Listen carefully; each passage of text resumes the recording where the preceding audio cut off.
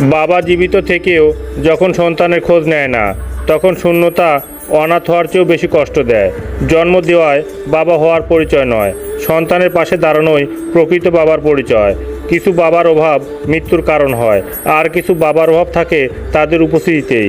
যে বাবা সন্তানের চোখের জল দেখতে পান না, তার প্রতি অভিমান সারা জীবন থেকে যায়। বাবার ভালোবাসা পাওয়ার আশা করতে করতে অনেক সন্তান বড় হয়ে যায়, কিছু অপেক্ষা শেষ হয় না। সবচেয়ে বড় কষ্ট হলো নিজের বাবার কাছে নিজেকে অপ্রয়োজনীয় মনে হওয়া। জন্মদাতা বাবা হয়তো রক্তের সম্পর্ক দিয়েছেন, কিন্তু ভালোবাসার সম্পর্ক গড়ে ওঠেনি।